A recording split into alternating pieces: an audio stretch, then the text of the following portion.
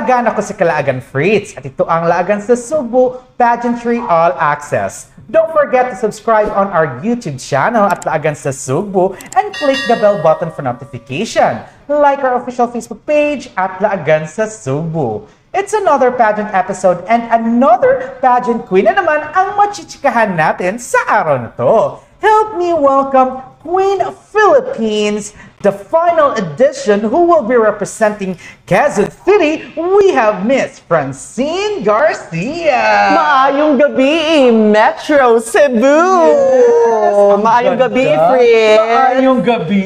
Ang ganda naman. Nakaka-conscious naman si Francine. No! How are you and how was the competition so far for Queen Philippines? It's good, yet it's exhausting. Oh. It's exhausting because very hands-on ako when it comes to pageantry. Whenever I join beauty pageants, even before, I'm super hands-on.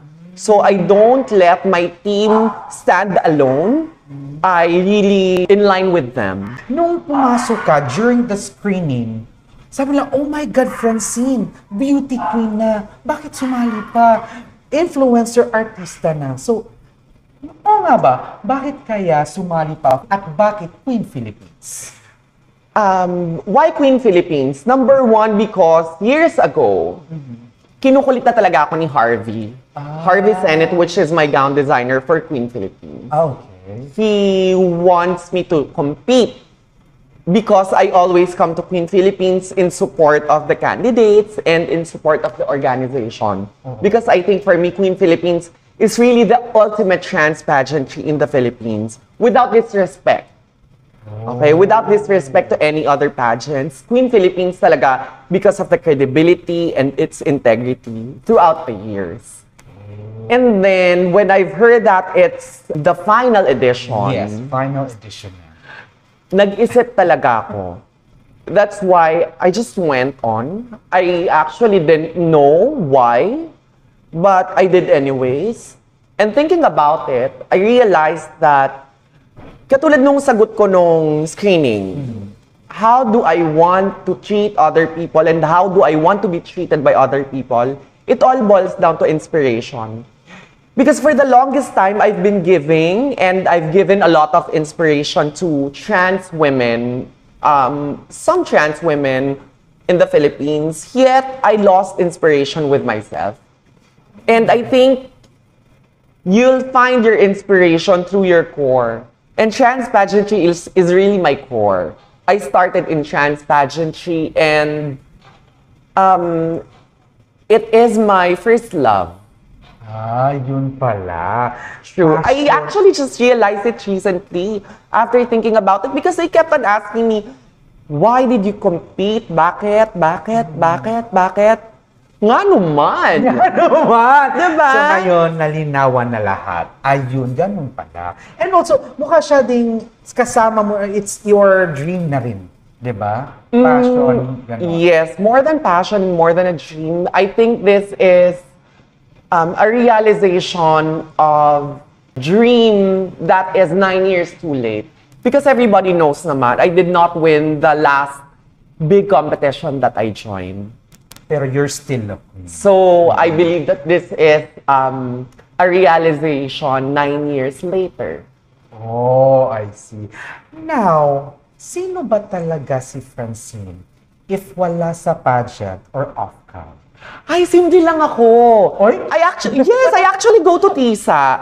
I actually ask girls, especially kay Reng. Not because she's Fuchsia's sister, but I love her. She's very dear to me. And she's super warm. I really ask her every time, dalin mo ko ng TISA, mag-drive ka ng TISA, kakain tayo ng siomay and pancit canton. Because for those of you who doesn't know, I used to work in Cebu in 2004 and 2007. Ay, that's a trivia, ha? Okay. Yes, I worked in Amazing Show. Nasa Hudson pa siya. So, during pagtapos ng work, may pinupuntahan kami sa merkado ba? So late. Dili. Charis. Ayun, so kapag katapos ng work namin, we go to merkado, kumakain kami sa mga gilid ng pancit canton. That's why katulad ng sinasabi ko, whenever they ask me kung ano ang the best na pagkain sa Cebu, people would always say lechon or siomai. Yes. I would say pancit canton. Pansit Canton. Ibang magluto ng pancit canton ang mga Cebuano. Yes naman. At hindi yan Gemma. Natatawa kasi ang cute niya. At alam niyo mga kalagan, kasi what I love about Francine, a very kind and a humble person. Kasi Ay, hindi nila alam yun! Kasi, iba sa on-cam. When I try to ask her, can I have interview? Ay, okay lang. Ay, madali para siya. Very approachable. No, kasi I think na your soft spot or your being kind, your good side is your, I think, is your weakness as well because people use it against you. And I wouldn't give the people my vulnerability. I never give them that. I'd rather have them thinking na maldita ako, mayabang ako, and all because at least nakahiwalay. Kesa naman them thinking na, I think it's actually my armor. It's actually my shield from them. Oh, kaya pala. So, but the people who knows me na okay lang ako lumabas ng nakapadyama pa. Oh. Okay lang ako nakakain ng siomay sa tisa na kwek-kwek lang. Upo lang ako sa gilid. Lemon juice lang ako sa gilid. Okay na ako. Na ang lemon juice, Don Lemon. Don Lemon? Don Lemon sa tisa din. Hindi masarap. I tried. I see. Okay. Now, trending ka rin ng mga pakilig moments mo sa videos. Pero ang tanong ng bayan, may nagpapatibok ba talaga sa puso ni Francine? Now, yes. Pero I keep it private. Okay. Because whatever I share with the public is something superficial. I always keep myself private, yung mga personal details, yung mga ganong bagay. I really try to keep it as private as I can. Oh. At yung din nalalaman ko, no, when it comes to private, yun din mas magmatatagal eh. Diba? In a way, kasi when it's public, mas binibigay mo yung public scrutiny. You allow the public to enter your relationship, to enter your happiness. And love is something that's very beautiful. Absolutely. Yet, people love to ruin beautiful things. Yun nga nakakasad, no? I like that quote, no? Pero yun din nakakasad. Now, going back to the pageantry, if you were to choose sa pageantry, being beautiful or being smart, and why? I believe that we were born smart. We just have to hone it. So I'd rather choose to be beautiful. Oh, yes naman. At wala naman talagang bobo talaga, diba? Yes. Everyone is smart. And napag-aaralan. Pwedeng magbasa. True, absolutely. Now, in social medias ngayon, very trending ngayon about this pronoun called sir. What is your opinion that if, for example, yung isa or ikaw or trans woman, ako, I'm turning to a trans woman, na, or sa'yo na, meron pa rin magtatawag or ma-mistaken itawag sa'yo ng sir. Anong opinion mo? There are times na natatawag ako na sir. Talaga, ang ganda mo na yun. No, because my voice is not as feminine as others. Though I would look at them like that. But if it's, for example, mga service crew or mga staff ng somewhere, I try to ask for their managers or their supervisors. And I ask them if protocol ba nila na kapag a trans woman ang client nila or customer nila, sir ba talaga dapat ang tawag? So you need to ask first. I direct sa ano na agad. Ayoko makipagtalo kasi makikipagtalo pa ako, mas stress lang ako. Tama na. Though I experienced one time, I was invited to judge a trans pageant and then I was called Mr. This is by a mayor. So, Shock ako nun, ha? sabi ko, masakit pala kapag kagaling sa mga tao na hindi masyadong knowledgeable. But when it comes to educated people, mas masakit palang sa pandinig. Oh. Kasi I haven't tried. May mag-sister naman sa akin, pero sabi ko naman, sasabihin ko lang sa kanya is, if it's okay to call me miss, ganun yung sa akin. Pero yung experience mo from uneducated, masakit, baka makarelate ako. No? Diba? Masakit sa tenga. Dapat sila pa dapat Yes, alam, and diba? nagsabi ako sa staff, Oo. nagsabi ako, parang wala din naman silang effort. Wala din silang ginawang effort. Like, for example, with me, I just want to cite na, for example, a news anchor or a TV host says something wrong on TV, on national TV. Kahit binabasa lang nila. The writers would not apologize for it, but the hosts will. The person who said it will. Oh. So, yun lang naman yung ano ko. Oo naman, no? Pero sana naman talaga, no, for now. Nag-init yung ulo, di ba? Pero mas maganda talaga if everyone should be educated. And for me, I would rather, for a trans woman, I would rather to address them with miss. Yes. That's for me. So, pass Prodigy Bill now, please. Yes! Ayun! Now, let's lighten up naman. Now, what makes you turn on? What makes me turned on? Clean feet and clean hands. Ay, malaw, in fairness. Hindi. Kasi, doon mo talaga makikita yung ano, yung feeling ko, yung cleanliness ng isang tao. Yun talaga. So, make sure ha, malinis yung mga nails natin dyan. Grabe. Now, alright mga kalagan, before we proceed to our next segment, I would like to thank first our sponsor. I would like to personally thank GPA Photo and Studio. Thank you very much. Thank you very much, Yes. GPA, for And- accommodating us. Yes, so thank you very much. And also, I'd like to personally thank Team Flora Dermatoloica for always making me fresh because I am Team Flora Touch. Desired by salon expert for always making my hair beautiful. Our next segment is Jojowain o Trotropahin. Okay. Now, I have some photos here. Sasabihin ko Jojowain o Trotropahin Okay. at bakit. Okay. Are you ready? Go. Okay. Jojowain o Trotropahin, Paulo Avellino. Totropahin. Ay, ko, bakit? Ang gwapo naman. Ayoko master sa Kim Pao. Charis. Hindi. Tropa talaga. Tropa. Okay, bala ka. Basta ko babahayin ko siya. Ay! Alright, next. Marco Gumabaw. Tropa ko in real life. Tropa talaga. Tropa talaga. Tropa talaga. Tsaka mabait. Oh, I meet him during the competition dito na Miss Cebu ata yun eh. Mabait, di ba? Oo, yes naman talaga. Okay, tropa. Kakilala din. Okay, next. Jojowain o Trotropahin, Alden Richard. Tropa ko din yan si Chard. Ano ko lang na tropa, Diyos ko. Tropa ko din siya. Tsaka may... Ay, kasi sa hindi ko pala GMA pwedeng sabihin pa. Pero basta may project kami na something coming soon. Ay! Tsaka nagkita kami nung nakaraan sa Santa Rosa before I flew into Cebu. Meron ba akong racket sa Santa Rosa na lagi niya din gine-grace every year. Parang yun yung isa sa mga ginagawa niya talaga yearly. Ayan naman pala. Chard. Okay. Pero sa, cute niya pa rin. Lamikay ka, ayo.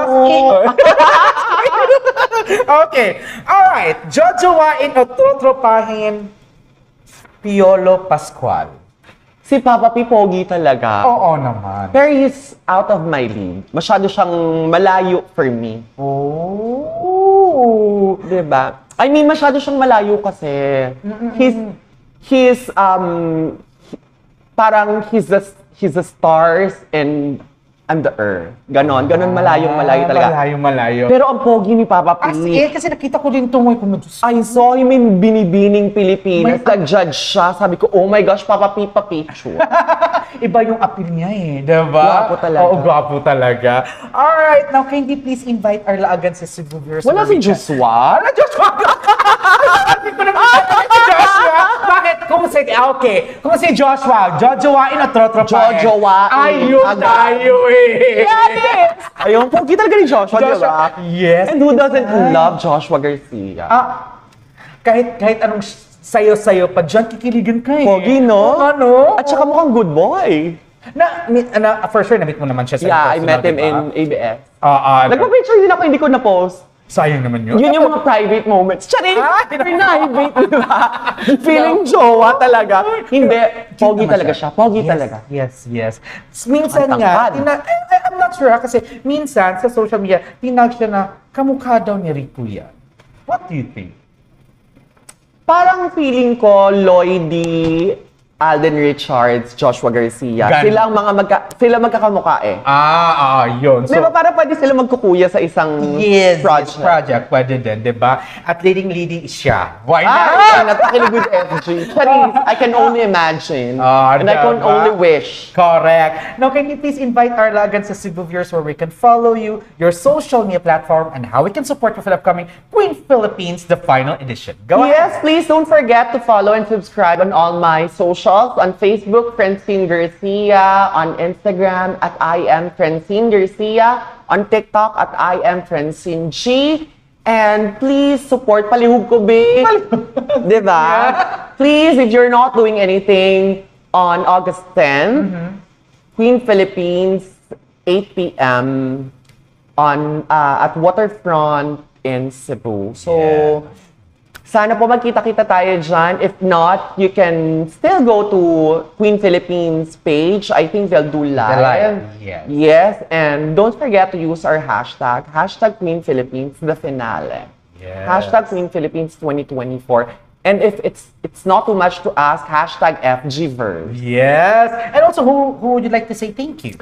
Medyo, okay. Thank you very much, syempre, sa mga sponsors ko at saka sa mga endorsements ko. Syempre, number 1 na dyan, ang Brilliant Skin Essentials, Perfect Formula, Ariel Lumens Official, Furniture Deals Philippines, Candy Beauty Lounge, Urban Smiles, Dental Clinic, Extraordinary, and many more. Sana po sa mga hindi ko nabanggit, pasensya na. Sorry, babawi ako sa inyo sa posting. And gusto ko lang mag-thank you. Yes. I just want to thank my major sponsor for this competition, Mami Jing Lumaban, kasi as of today, nakaka 1 million na talaga siya. Totoo talaga yung post ko kanina, naka 1 million na siya. Nagjo-joke lang kami kanina. Kasi it's really not that easy to compete.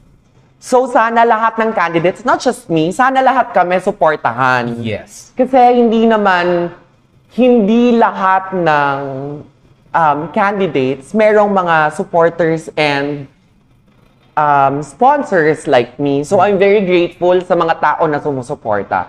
So Mami Jing Lumaban, thank you very much. Tsaka gusto ko ding mag-thank you, of course, kay Axel Ke, my costume designer, and Harvey Sennett for my gown. Ngayon pa lang, daghang salamat kaayo. Diba? Yan And ang abangan namin eh. kay Mami Carrie, of course, and Yes, Mother Carrie. the people who made Queen Philippines from the first season up to now, from Queen of Cebu. Queen of Cebu pa Yes, siya. Queen of Cebu pa siya. Until now, na Queen of Philippines na tayo. Yes, from Queen of Cebu to Queen Philippines, sa lahat ng bumuo, thank you very much for giving us, cliche as it may sound, the platform. Because there's no other competition who brought so much people and who brought so much respectable people together than Queen Philippines. That's a very touching message from you.